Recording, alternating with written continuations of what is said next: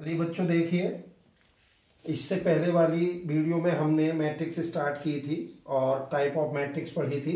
आज हम पढ़ेंगे ऑपरेशन ऑन द मैट्रिक्स। अब ऑपरेशन बच्चों किस टाइप से कैसे क्या होगा देखिए। सबसे पहले हमारा आएगा addition of the matrix. Addition of matrix means matrix को कैसे ऐड करेंगे। तो देखिए बच्चों बहुत सिंपल है, बट कंडीशन है इसकी। ऐड करने के लिए सबसे पहली कंडीशन है कि मैट्रिक्स का जो ऑर्डर है वो सेम होना चाहिए। यानी कि अगर 2x2 की मैट्रिक्स है पहली, तो दूसरी भी 2x2 की होनी चाहिए, अदरवाइज उसकी एंट्री ऐड नहीं हो पाएगी। लॉजिक भी है, आप देखिए कोई एक मैट्रिक्स है ए बी सी डी, दूसरी मैट्रिक्स है B X Y Z W.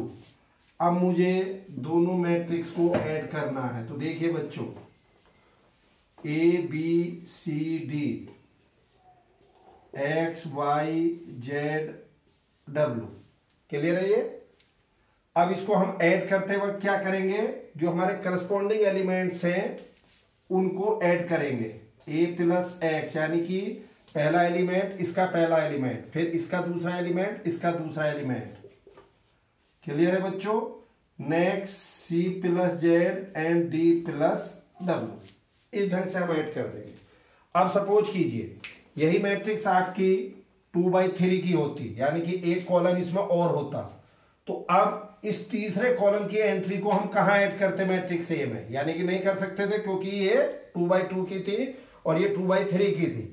तो इसलिए दो मैट्रिक्स को ऐड करने के लिए ये क्लियर है कि दोनों के ऑर्डर सेम होने चाहिए। अब वो कुछ भी हो सकते हैं, 2x2 हो, 3x3 हो, 4x4 हो, एटसेट्रा एटसेट्रा, क्लियर है बात। अब बच्चों देखिए इसके बाद negative of a matrix, negative of a matrix simple. ये बच्चों एक मैट्रिक्स है A B C and D. अब मुझे इस मैट्रिक्स का निगेटिव चाहिए, तो सिंपल मीन्स दोनों तरफ माइनस लगा दीजिए,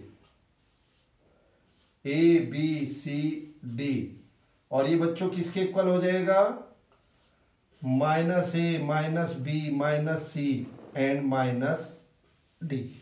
तो this is called negative of this matrix A. इसे हम निगेटिव ऑफ ए मैट्रिक्स या निगेशन ऑफ ए मैट्रिक्स भी कह सकते हैं। क्या बोल सकते हैं बच्चों इसको, निगेटिव ऑफ ए मैट्रिक्स और निगेशन ऑफ ए मैट्रिक्स। अब इसी कॉन्सेप्ट से सपोज कीजिए जैसे हमने दो मैट्रिक्स को ऐड किया था, सिंपल यहीं पे अब मुझे दो मैट्रिक्स को सब्ट्रैक्ट करना है।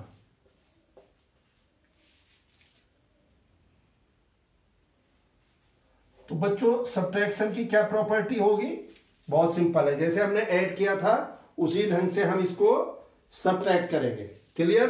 देखिए अब इधर ये मैट्रिक्स ए थी, ये बी थी, तो चलिए इधर देखिए अब A minus B, A B C D B X Y Z and W, तो क्या होगा result, A minus X B minus Y C minus Z D minus W. तो देखिए बच्चों रिजल्ट तो ठीक है, बिल्कुल सही है, बट सब्ट्रैक्ट करने का तरीका गलत है। क्यों, क्योंकि मैट्रिक्स को वेक्टर की तरह ऐड किया जाता है। जैसे वेक्टर में आप उसकी डायरेक्शन निगेटिव करके ऐड करते हो, सेम वही ऑपरेशन मैट्रिक्स में होगा। यानी कि क्या करेंगे पहले हम, जैसे हमारे पास ये मैट्रिक्स बी थी तो हमें माइनस बी मैट्रिक्स निकालनी पड़ेगी पहले, ध्यान से देखिए इस ढंग से, और अब इस मैट्रिक्स को ए के साथ ऐड करेंगे, तो बच्चों रिजल्ट आपका सेम ही आएगा जो भी हमने पढ़ा था। क्या, A minus X B minus Y C minus Z D minus W, यानी कि this is A minus B. बात क्लियर हुई या नहीं हुई। तो हम क्या करेंगे, मैट्रिक्स को अगर हमें सब्ट्रैक्ट करना है तो पहले हम उस मैट्रिक्स का निगेटिव निकाल लेंगे और उसके बाद पहली मैट्रिक्स में ऐड कर देंगे। तो इस ढंग से हम दो मैट्रिक्स को आपस में सब्ट्रैक्ट कर सकते हैं। ये बात बच्चों क्लियर हो गई।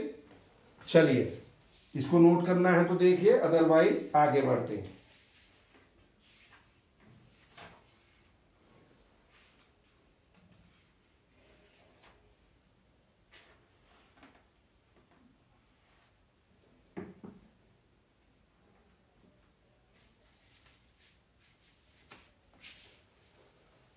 चलिए देखिए बच्चों, अब इसकी कुछ प्रॉपर्टी है। क्या प्रॉपर्टी है? पहली प्रॉपर्टी कॉम्यूटेटिव। कॉम्यूटेटिव मीन्स, देखिए बच्चों, yes A plus B is equal to B plus A. Means अगर ऑर्डर सेम है तो चाहे हम ए को बी में ऐड करें या बी को ए में ऐड करें, दोनों चीजें सेम रहेगी। फिर इस प्रॉपर्टी को क्या कहेंगे हम? कॉम्यूटेटिव।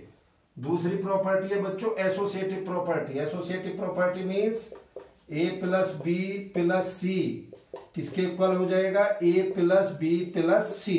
यानी कि ए में बी को ऐड करके सी में ऐड करो या बी को सी में ऐड करके ए को ए में ऐड करें, रिजल्ट आपका सेम रहेगा।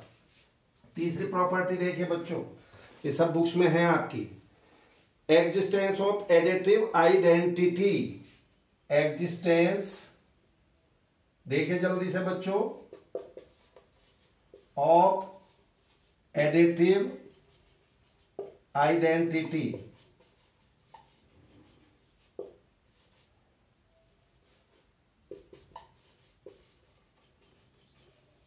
यस, इसका क्या मतलब है समझिए। कोई एक मैट्रिक्स है ए आपके पास, सपोज करिए एन ऑर्डर की, ऐसे ही आपका एक नल मैट्रिक्स है ओ। अगर मैं किसी मैट्रिक्स में नल मैट्रिक्स को ऐड करूं या नल मैट्रिक्स में किसी मैट्रिक्स ए को ऐड करूं और उसका रिजल्टेंट अगर मैट्रिक्स ए के इक्वल है, तो मैं क्या कहूंगा बच्चों यहां पे? O is called additive identity of matrix A. यानी कि वो क्या कहा जाएगा? Additive identity. क्लियर है जी? फोर्थ प्रॉपर्टी देखिए, existence of additive inverse.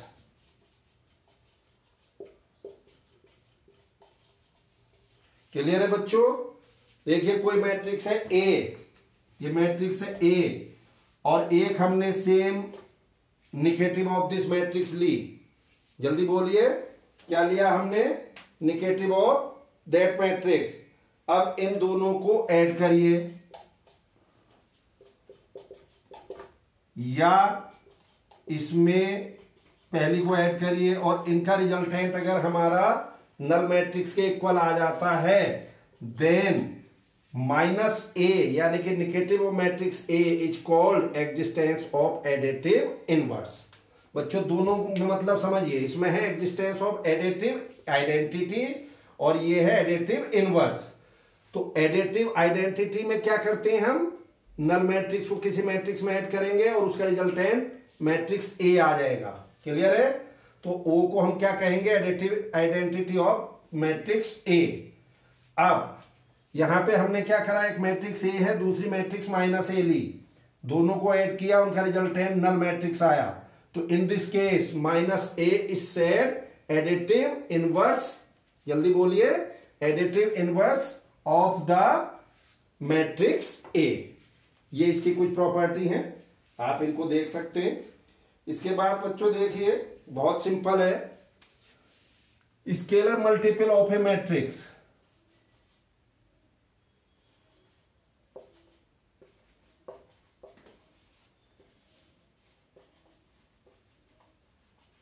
Scalar multiple of a matrix means ये कोई बच्चों एक मैट्रिक्स है A B C D E F G H I. Clear है जी? अब मुझे यहां पे इसको 3 से मल्टीप्लाई करना है, 3 से कह दो या किसी कांस्टेंट मान लो k से कह दीजिए। तो क्या करूंगा मैं? 3a किसके इक्वल आ जाएगी यहां पे? 3a 3b 3c 3d 3e 3f 3g 3h and 3i. This is scalar multiple of matrix A.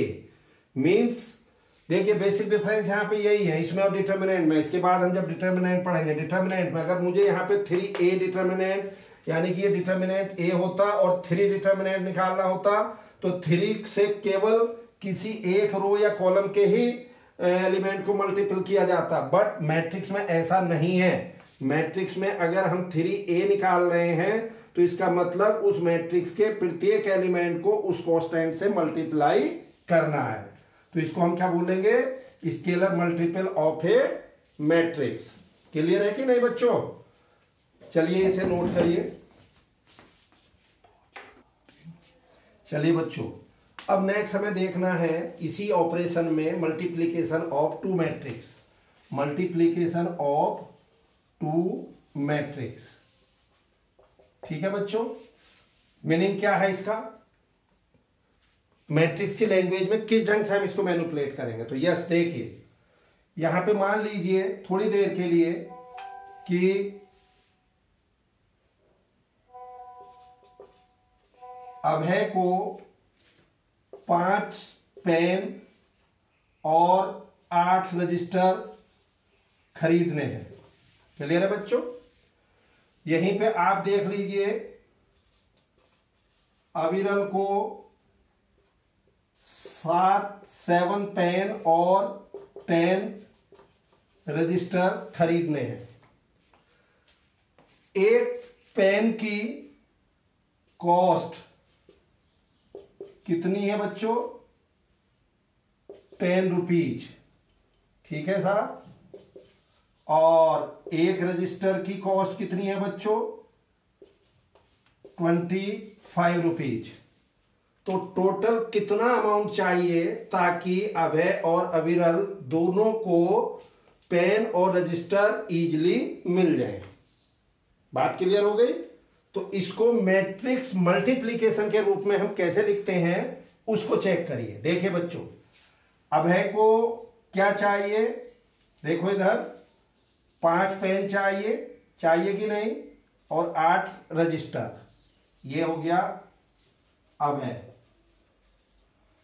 अविरल को क्या चाहिए? 7 पेन और 10 रजिस्टर, ठीक। अब आप यहां देखिए, एक पेन की कॉस्ट कितनी है? 10। एक रजिस्टर की कॉस्ट कितनी है? 25। तो बच्चों कैसे आएगी ये टोटल कॉस्टिंग? अब इधर देखिए, आपने यहां पे ये देखा था, ये आपके पेन है और ये रजिस्टर है, ठीक है जी।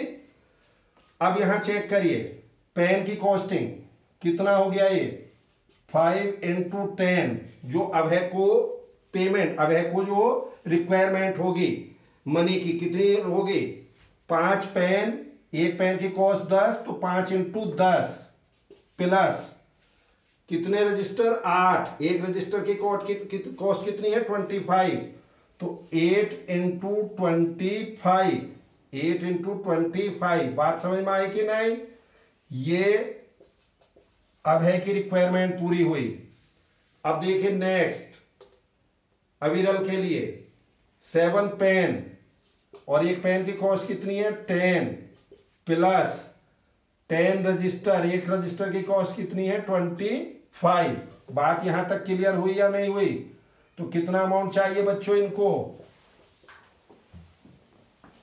कितना अमाउंट चाहिएगा? देखिए 10 × 5 50 प्लस 200, ये कितना हो गया? 70, 250। तो कितना हुआ ये?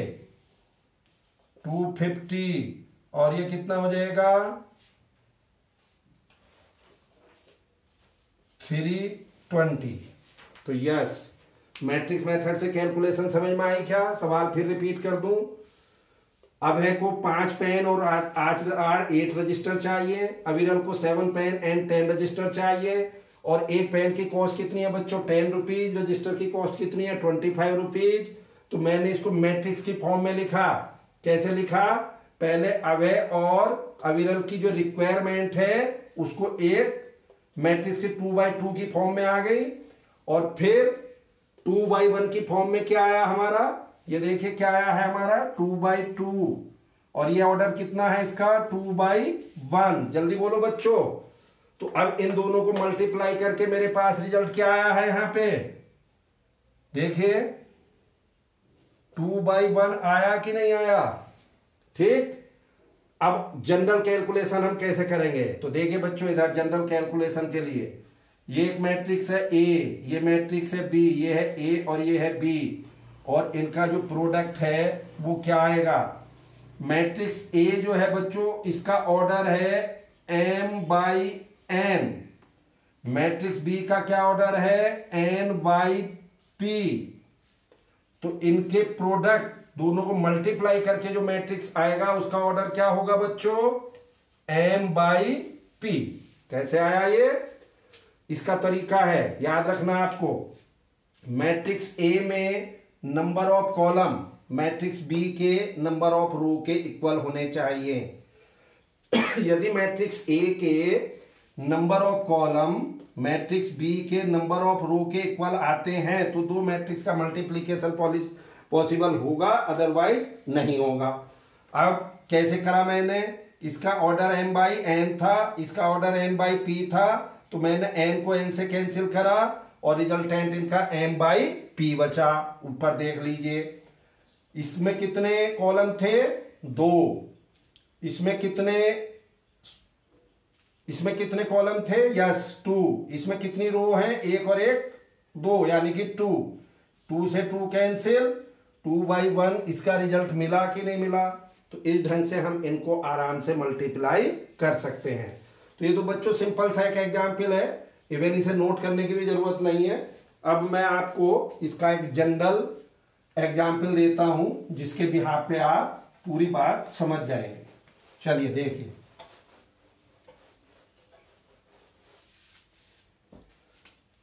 मेरे पास बच्चों दो मैट्रिक्स है, ये एक मैट्रिक्स है, ये क्या है बच्चों, ये 1 2 3 4 5 6 7 8 9, और एक मैट्रिक्स है बच्चों ये A B C D E F G H आई।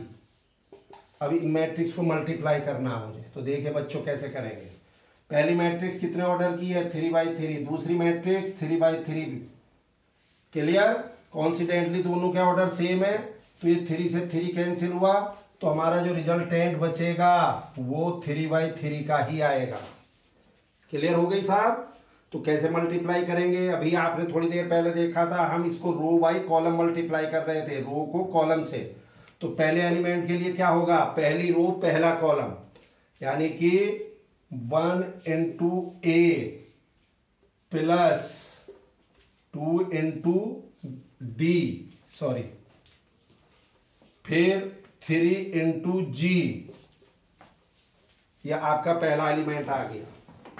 दूसरे एलिमेंट के लिए क्या करेंगे बच्चों, देखिए पहली रो दूसरा कॉलम मीन्स 1 into B। एक मिनट रुक जाइए, मैं दोबारा से लिख दे रहा हूं इसको।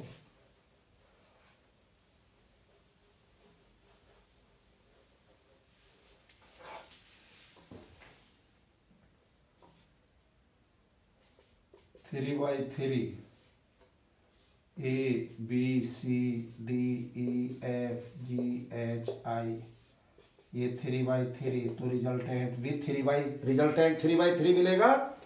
अब देखिए 1 into A, 2 into D, 3 into G, पहला एलिमेंट कंप्लीट हो गया। दूसरा एलिमेंट पहली रो दूसरा कॉलम, यानी कि 1 into B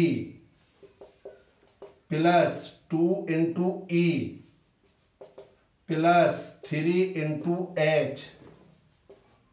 समझ में आया बच्चों।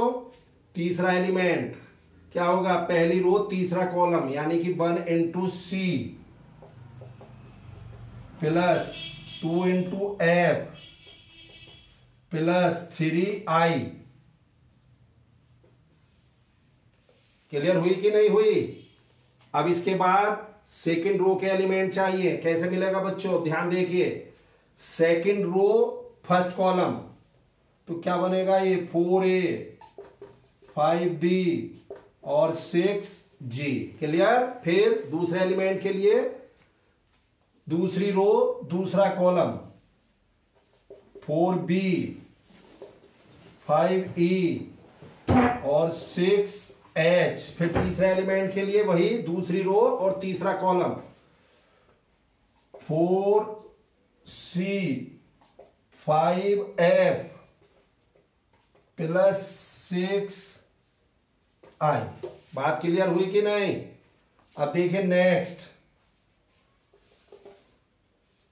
तीसरा एलिमेंट, तीसरी रो पहला कॉलम 7A 8D 9G।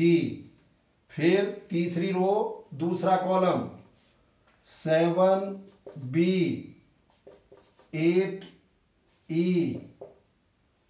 और 9H। फिर तीसरी रो तीसरा column 7C 8F plus 9I।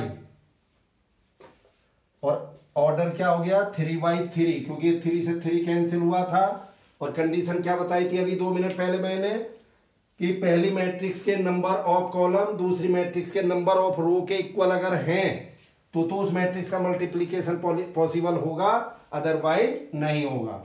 तो बच्चों मुझे बताइए, ये बात आपको क्लियर हुई या नहीं हुई? क्लियर हो चुकी होगी मैं समझता हूं। बड़े आराम से 2 मैट्रिक्स को हम मल्टीप्लाई कर सकते हैं। बस अब इसमें ध्यान कुछ चीजों का रखना है हमारे। पहले condition, AB not equal to BA in general.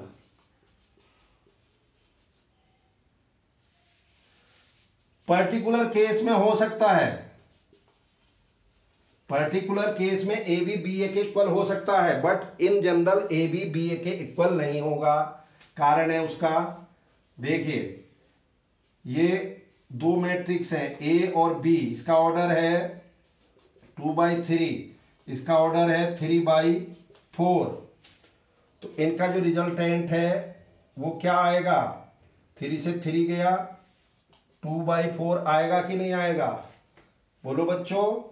अब आप इधर देखिए, ये मैट्रिक्स है B 3/4, ये मैट्रिक्स है A 2/3। तो मुझे दोनों की मल्टीप्लाई करने के लिए इसके नंबर ऑफ कॉलम इसके नंबर ऑफ रो के इक्वल होने चाहिए। इसके नंबर ऑफ कॉलम 4 हैं, इसमें नंबर ऑफ रो 2 हैं। तो भाई पहले तो ये 2 4 के इक्वल ही नहीं है, तो AB इक्वल टू BA तो होना दूसरी बात है, यहां तो BA डिफाइन ही नहीं है। तो पहले डिफाइन होना चाहिए, उसके बाद वो इक्वल है या नहीं है वो बाद में हम चेक करेंगे। तो क्या कंक्लूजन निकला? AB equal to BA particular case में हो सकता है, लेकिन ऑलवेज दोनों इक्वल नहीं हो सकते। ऐसा भी हो सकता है कि AB डिफाइन है और BA डिफाइन नहीं है।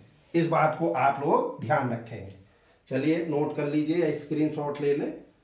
30 सेकंड का समय दे रहा हूं।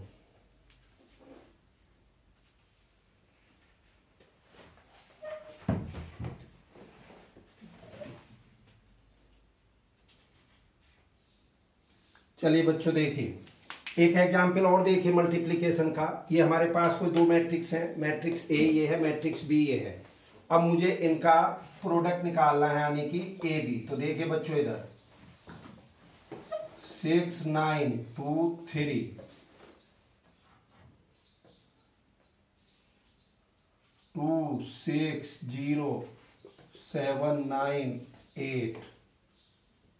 क्लियर है साहब? पहली मैट्रिक्स 2/2 ऑर्डर की है, दूसरी मैट्रिक्स 2/3 ऑर्डर की है। 2 से 2 कैंसिल, मींस इसके नंबर ऑफ कॉलम इसके नंबर ऑफ रो के इक्वल हैं, तो मल्टीप्लीकेशन पॉसिबल होगा। क्लियर है बच्चों?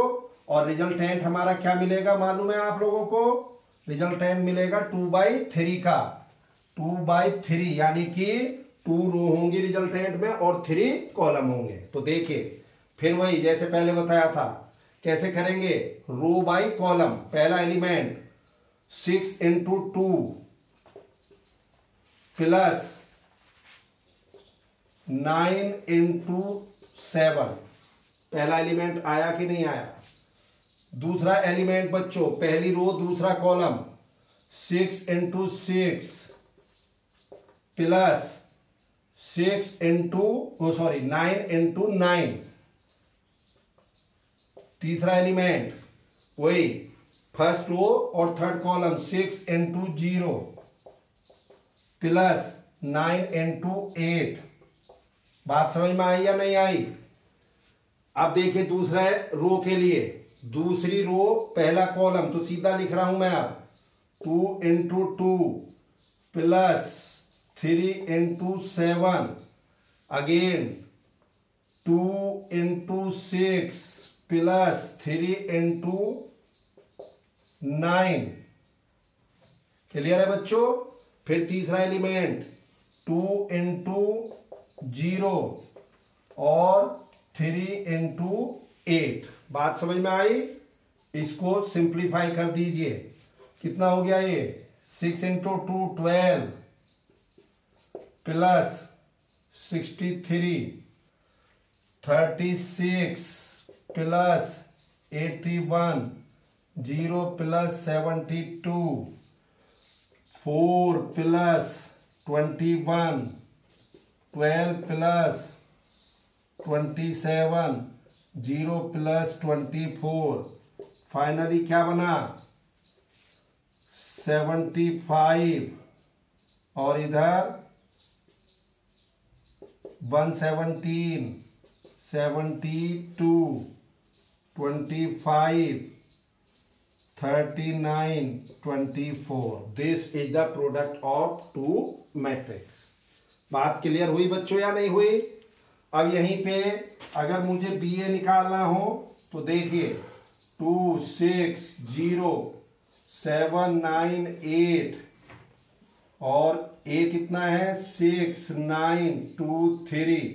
देखिए बच्चों इसका 2/3 ऑर्डर है और इसका 2/2 है, तो इसका मल्टीप्लीकेशन पॉसिबल नहीं होगा। बी ए पॉसिबल नहीं है। क्यों नहीं है? क्योंकि मैट्रिक्स बी में नंबर ऑफ कॉलम 3 है और मैट्रिक्स ए में नंबर ऑफ कॉलम 2 है, सॉरी नंबर ऑफ रो 2 है। तो पहली का कॉलम दूसरी के रो के इक्वल होना चाहिए। चूंकि 3 और 2 ये आपस में कैंसिल नहीं हो रहे, इसलिए इन दोनों मैट्रिक्स यानी कि बी ए का मल्टीप्लीकेशन पॉसिबल नहीं है। तो जो बात मैंने आपको 2 मिनट पहले कही थी कि A B equal to not B A in general, कहा ये बात क्लियर हो गई। कई बार क्या होता है ए बी भी डिफाइन होता, बी ए भी डिफाइन होता, बट ए बी ए के इक्वल नहीं होता। लेकिन in this case B A define ही नहीं है। बात क्लियर है? चलिए इसको देखिए, 1 मिनट स्क्रीनशॉट इसका लीजिए।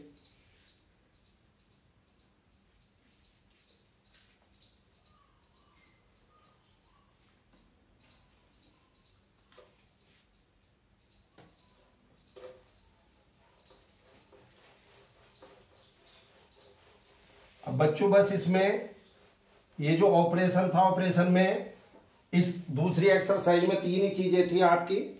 Addition of two matrix, subtraction of two matrix. Subtraction में निगेटिव ऑफ ए मैट्रिक्स कैसे निकालते हैं वो मैंने आपको बता दिया। अब इसके बाद तीसरा ऑपरेशन था मल्टीप्लीकेशन ऑफ द मैट्रिक्स, यानी कि 2 मैट्रिक्स को कैसे मल्टीप्लाई करेंगे। बस इसी में एक लास्ट आपके उसे प्रॉपर्टी कह दो, प्रॉब्लम कह दो, कई बार आपसे 1 नंबर में बोर्ड में पूछा भी जा सकता है। और क्या है वो कि अगर कोई 2 मैट्रिक्स दी हुई हैं और उनका प्रोडक्ट अगर नल मैट्रिक्स के इक्वल आता है, भाई A B equal to null matrix, तो इसका क्या मतलब हुआ? यानी कि A equal to null matrix और B equal to null matrix और बोथ नल मैट्रिक्स। क्लियर है? जैसा हम इन जनरल सोचते हैं, लेकिन ऐसा जरूरी नहीं है। क्या जरूरी नहीं है? मींस अगर 2 मैट्रिक्स का मल्टीप्लीकेशन नल मैट्रिक्स के इक्वल है तो मैट्रिक्स ए भी नल मैट्रिक्स नहीं हो सकती और मैट्रिक्स बी भी नल मैट्रिक्स नहीं हो सकती। यानी कि 2 नॉन नल मैट्रिक्स का मल्टीप्लीकेशन नल मैट्रिक्स आ सकता है। उसका आप एग्जाम्पल देखिए।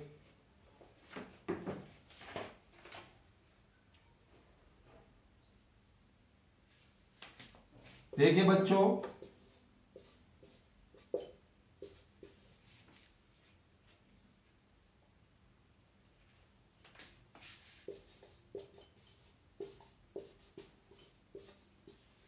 ये मैंने दो मैट्रिक्स लिखी हैं।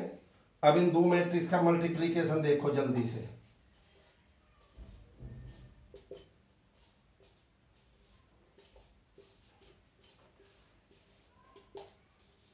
ये 2/2 की थी, ये 2/2 की थी, 2 से 2 कैंसिल हुआ तो रिजल्टेंट हमारा 2/2 बचेगा। ये बात क्लियर है, मल्टीप्लीकेशन पॉसिबल है।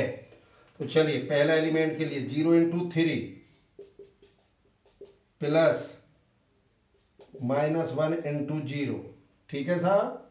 आप पहली रो दूसरा कॉलम 0 × 5 प्लस -1 × 0, फिर दूसरी रो पहला कॉलम दिस प्लस 2 × 0, फिर दूसरी रो दूसरा कॉलम। तो फाइनली क्या रिजल्टेंट बचा? 0 + 0, 0 + 0, 0 + 0, 0 + 0 मीन्स 0 0 0 0। बोलिए बच्चों, क्या इन दो मैट्रिक्स का मल्टीप्लीकेशन जीरो मैट्रिक्स यानी कि नल मैट्रिक्स आया कि नहीं आया? इसको हम जीरो मैट्रिक्स भी बोल देते हैं, नल मैट्रिक्स भी बोल देते हैं, जबकि दोनों मैट्रिक्स ए और बी नॉन जीरो मैट्रिक्स हैं। तो क्या कंक्लूजन निकला?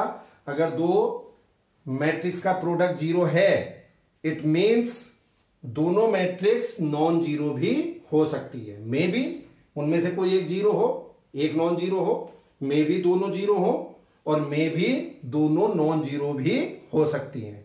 यानी कि ए बी इक्वल टू अगर जीरो है, जीरो मीन्स नल मैट्रिक्स है, तो इसका मीनिंग ये बिल्कुल भी नहीं है कि साहब वो ए भी जीरो होगी और बी भी जीरो होगी। वो नॉन जीरो भी हो सकती है, तब भी उनका प्रोडक्ट जीरो मैट्रिक्स हो सकता है। बात क्लियर है बच्चों? तो ये आपकी दूसरी एक्सरसाइज की लगभग थ्योरी आपकी ओवर हो गई है, और आप अब इसकी एक्सरसाइज प्रॉब्लम्स आप करें।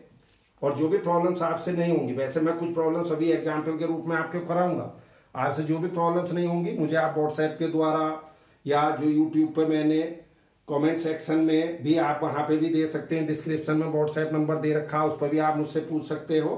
किसी भी ढंग से आप अपनी प्रॉब्लम्स जान सकते हो, कोई इसमें समस्या नहीं है।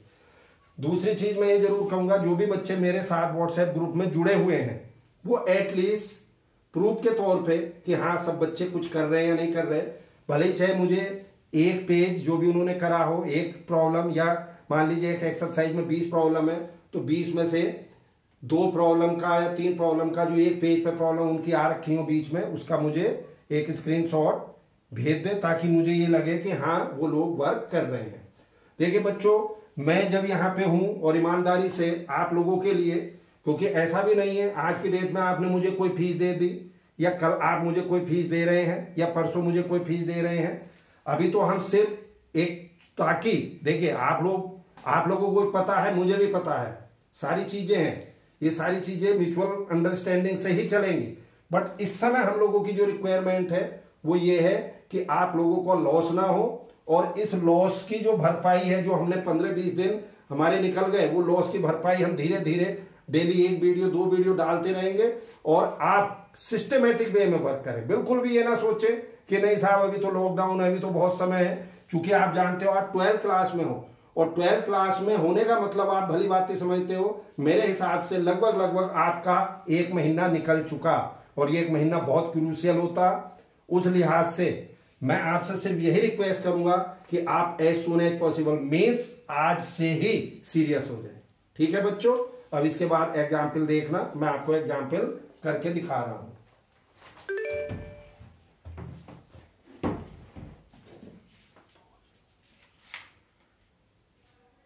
चलिए देखिए स्टूडेंट्स, आगे मेरे पास एक प्रॉब्लम है एनसीईआरटी की एक्सरसाइज में है 7.2, दूसरी एक्सरसाइज की 7 का सेकंड पार्ट।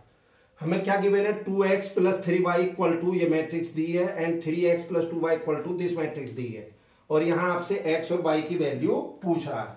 तो बच्चों क्या करना चाहिए? जैसे हम एल्जेब्रिकली सॉल्व करते हैं इक्वेशंस को, उसी ढंग से हम इसको सॉल्व करेंगे।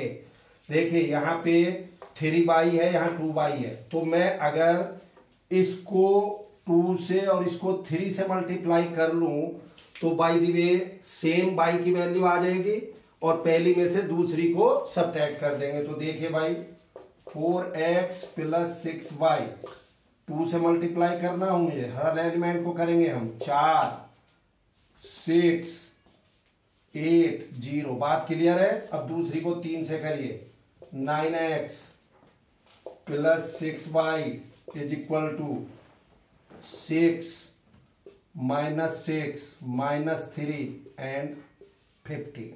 बात समझ में आई या नहीं आई? चलिए मैं इसको इक्वेशन 1 और इसको इक्वेशन 2 बोल दूंगा थोड़ी देर के लिए। तो इक्वेशन 2 में से इक्वेशन 1 को सब्ट्रैक्ट करिए। 1 से 2 को 2 से 1 से या तो 1 में से 2 या 2 में से 1, वो आपकी मर्जी, कैसे भी कर सकते हो आप। तो चलिए मैं 2 में से 1 निकाल रहा हूं। 9x 6y 4x 6y equal to, ध्यान से देखना, 6 -6 -3 15 दिस 4 6 8 0। तो ये बच्चों क्या हुआ, 9 में से 4 गए 5x और क्या बचेगा हमारा, इधर देखिए सब्ट्रैक्शन कर रहे हैं 6 - 4 -6 -6 -3 -8 15 -0 क्या आया बच्चों 2 -12 -11 एंड 15। हाँ आया ना, 5x आया। तो यहां से x किसके इक्वल आ जाएगा 1/5 2 -12 -11 15 और सिंप्लीफाई करके कितना हो जाएगा, अगर 2 को अंदर भी ले जाना चाहे हम तो 2/5 -12/5 -11/5 और 15/5। हाँ या ना, यानी कि ये 3 हो जाएगा। तो इस ढंग से हमारी x की वैल्यू आ गई।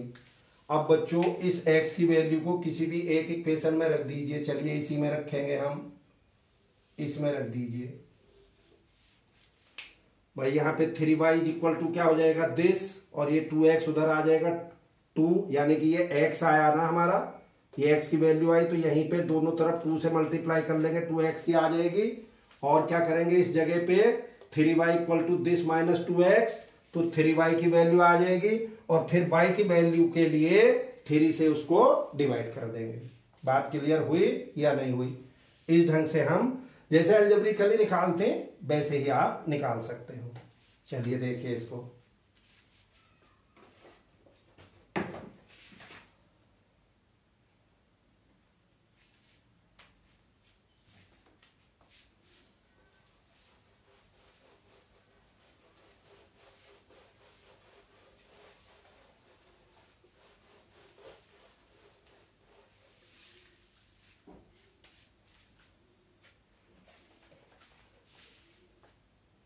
नेक्स्ट देखिए बच्चों, एक मैट्रिक्स है f(x) cos x minus sine x 0 sine x cos x 0 0 0 1, और पूछ क्या रहा है f(x) fy equal to f(x) plus y। हमें ऐसा शो करके दिखाना है कि ये इसके इक्वल होगा। चलिए बच्चों देखिए, बहुत सिंपल है, कोई ऐसी समस्या नहीं है इसमें। यस देखिए, अब मुझे f(x) दिया है, यहीं से मैं fy x की जगह y रख दीजिए, तो क्या बन जाएगा ये cos y sin y 0 sin y cos y 0 0 1। अब f(x) fy की वैल्यू निकालो। cos x sin x sin x cos x 0 0 1 cos y sin y 0 sin 0 cos 0 0 0 1। बोलो बच्चों, अब इसका रिजल्टेंट देखिए भाई। ये 3/3 की है, 3/3 की, तो 3 से 3 कैंसिल हो जाएगा, तो रिजल्टेंट भी 3/3 बचेगा कि नहीं। यस पहला element cos x cos y plus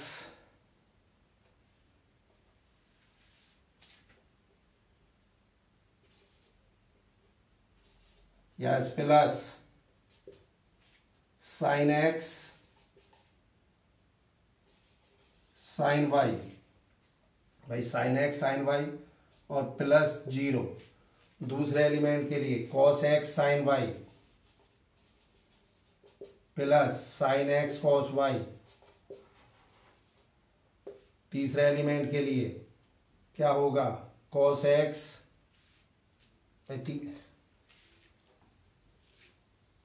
देखिए बच्चों cos x cos y sin x sin y, ठीक है। फिर दूसरे के लिए cos x sin y और sin x cos y, और फिर तीसरे के लिए इसी में तीसरा एलिमेंट तो ये 0 हो ही जाएगा भाई, 0 इंटू 0। अब तीसरे एलिमेंट के लिए जल्दी देखिए cos x into 0 plus sin x into 0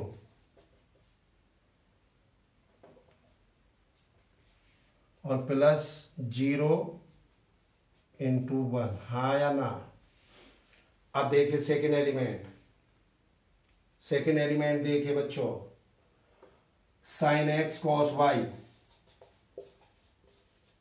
plus cos x sin y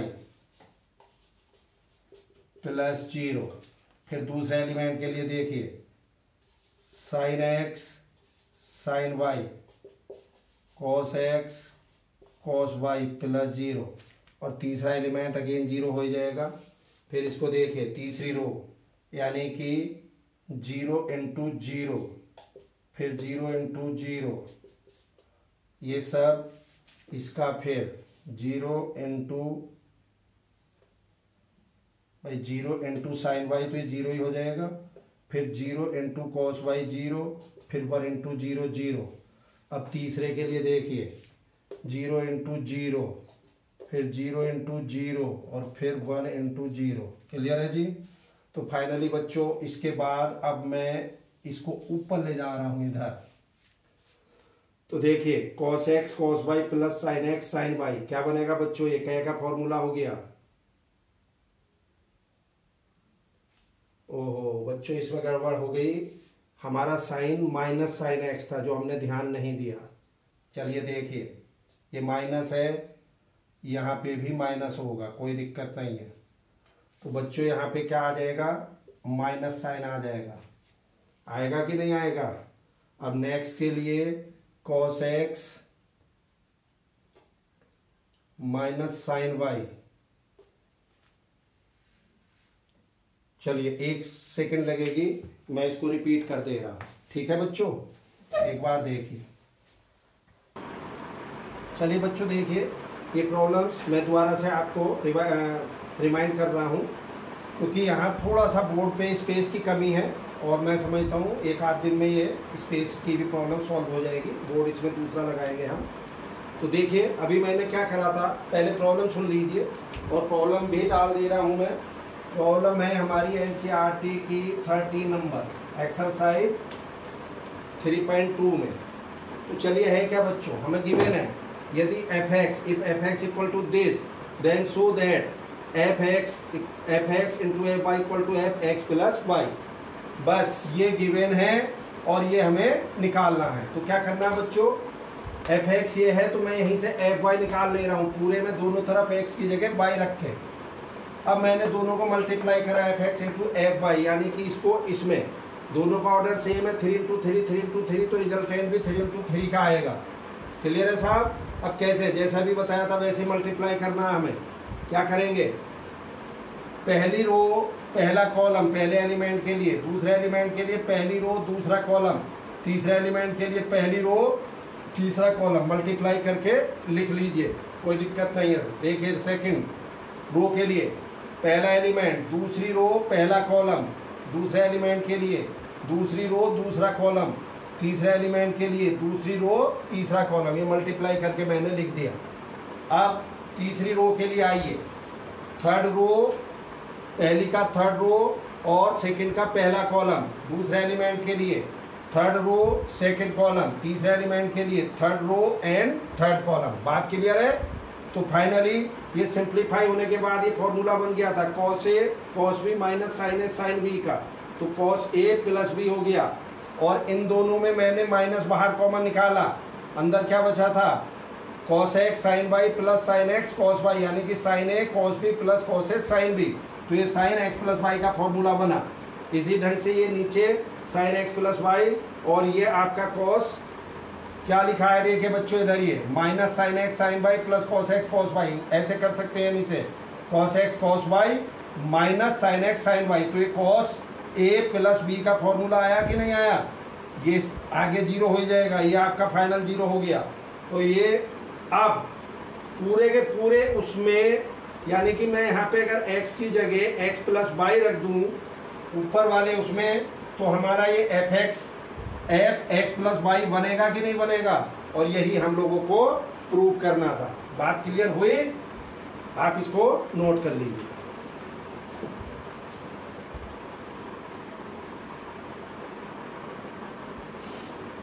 चलिए बच्चों देखिए एक एग्जाम्पल और, ये है एनसीईआरटी में एक्सरसाइज 3.2 का प्रॉब्लम नंबर 21 एंड 22।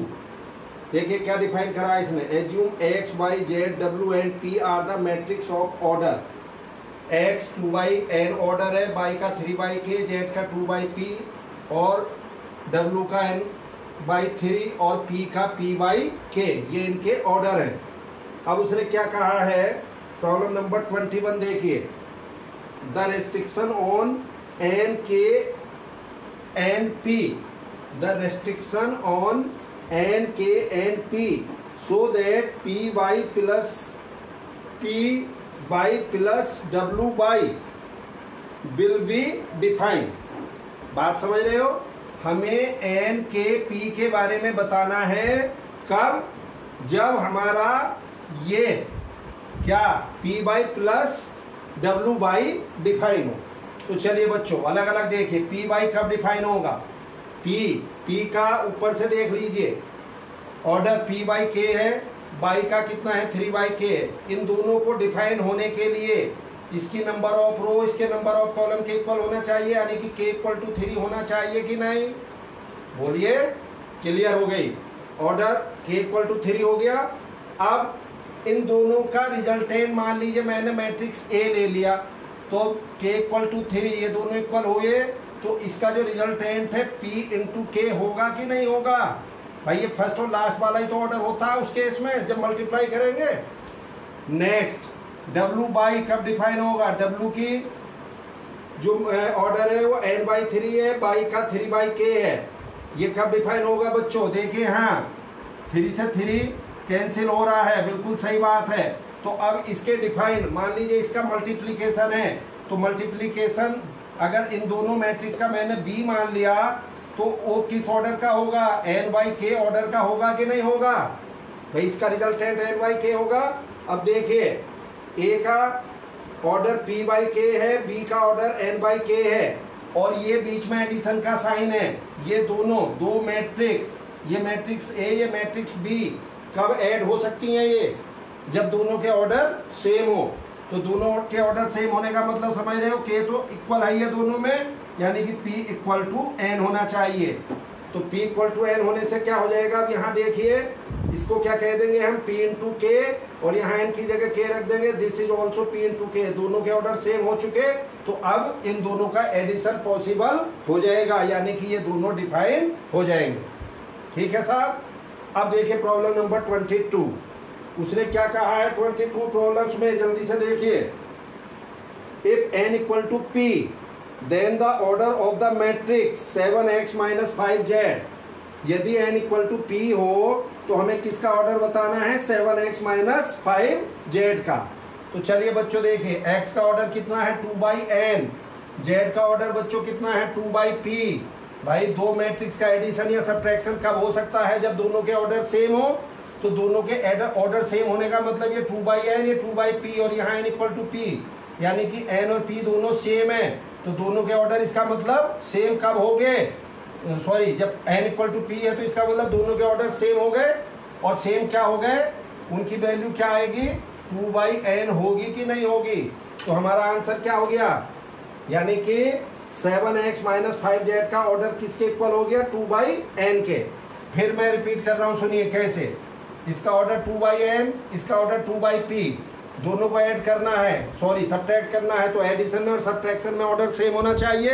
तो ऑर्डर सेम होने का मतलब दोनों में, पहले में और दूसरे में रो तो सेम है, अब दोनों के कॉलम सेम होने चाहिए, यानी कि n = p होना चाहिए। बट n = p तो उसने ऑलरेडी दिया है, इसका मतलब कॉलम भी सेम है ना।